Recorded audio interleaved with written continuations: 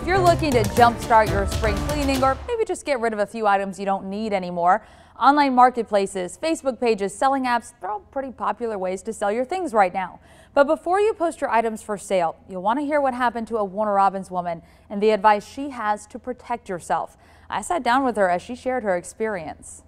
I didn't know what to do. I was dumbfounded. I was like, I can't believe this actually happened. In December, Chaley Clark posted her old phone for sale through Facebook Marketplace. She'd sold things on social media before and figured it was an easy way to earn some extra Christmas cash. It's kind of one of those things where I was like, I don't really care who buys the phone, just if the phone sells. A buyer reached out and they agreed to meet.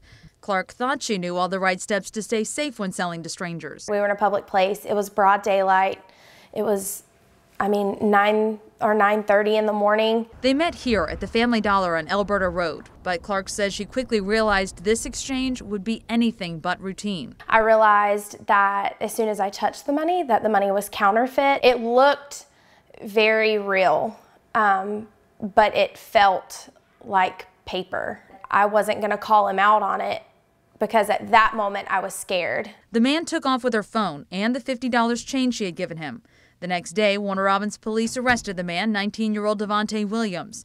Clark later found out police also connected him to the stabbing of a pizza delivery driver a week earlier. I could have seriously been hurt, and I have 2 kids that need me. They're 6 and 4. I could have, in a split second, been gone over a phone. The whole experience prompted Clark to change all of her online privacy settings and delete some apps like Let Go. The apps zoom in not on your address specifically, but zoomed in on like my neighborhood. Clark says she'll probably still sell items online, but now she has a much better understanding of how to protect herself in the process. Now, I spoke with Captain Chris Rooks with the Warner Robins Police Department. He actually worked Clark's case, and I asked him what more could she have done to protect herself. Well, he offered a few extra tips, so let's take a look at some of those. Number 1, try to research the person wanting to buy your items. Go through their profiles, just put their name in a quick Google search. Number 2, meet in a public space that will be a little more crowded, or better yet, offer to meet at a government building, maybe even a law enforcement building. Now, he says Warner Robins Police doesn't necessarily promote the use of their parking lot because it is small, but he has seen people meet there and other police departments to exchange items. He says, bottom line, you can never be too careful.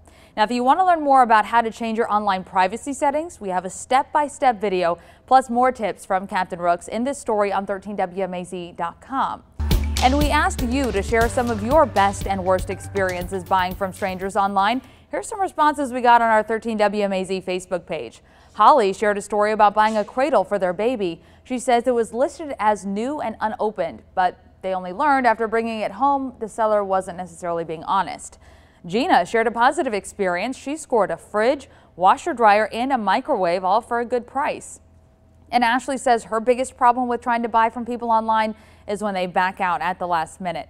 And you can share your experiences with us on our 13WMAZ Facebook page. Aaron, now back over to you.